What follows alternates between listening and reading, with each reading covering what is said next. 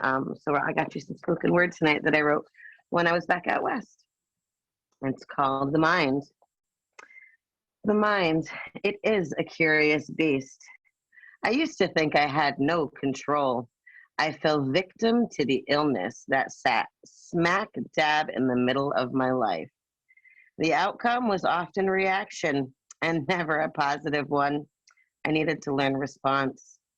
Almost a decade of big pharma, therapy, mindfulness, pain, change, growth, and magical chaos. The mind, my mind, is often wandering in 100 directions, aimlessly, with no intention or focus. A facade to many, as I have many mapped out plans. Those ideas that were inseminated within the moments of hypermania at the fire with friends and with the divine source pushing my hand to jot them all into notebooks. What was once a concept, thought, or idea, well, they're waiting to be born, and I'm ready to bring them into the world. The stigma of mental illness. Society tells me I need fixing. But tell me, who of you are willing to take on this task? It takes the passion and creativity of the wild and free minds to make the big waves. And all ego aside, this isn't a competition. I'm creating a template for all of us to use. The pills made me numb, and I lost myself in them. The desired outcome by those who create and distribute. Shh, you're too loud. You should watch your tone. Maybe you should get a real job. Who do you think you are? We can't have a society full of free thinkers who are tired of the chaos that has been instilled on us. Now, can we?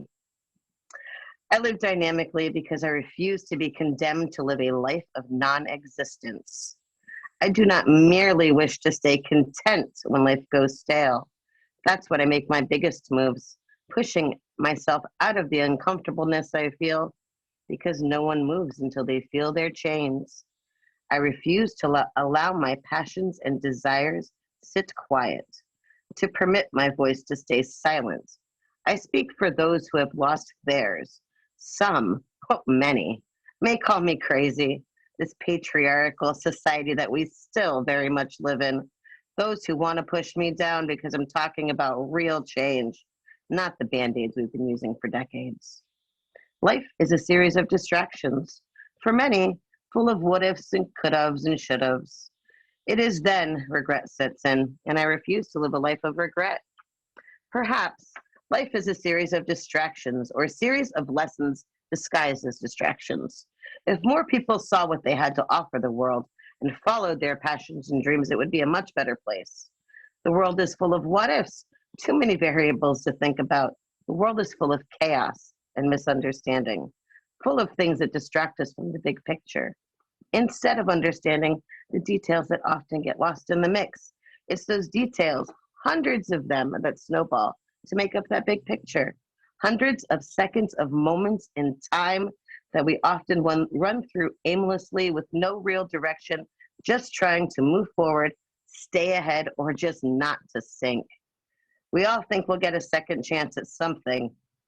And in reality, once that moment is gone, there's no taking it back. There's no rewind button. There's not even a pause. We can only hope that we've used our moments wisely. And for me, I spread magic and glitter wherever I land. Here on the East Coast, the nickname the Magical Birdikins was coined. Now with a name like that, who wouldn't feel supported in changing the world?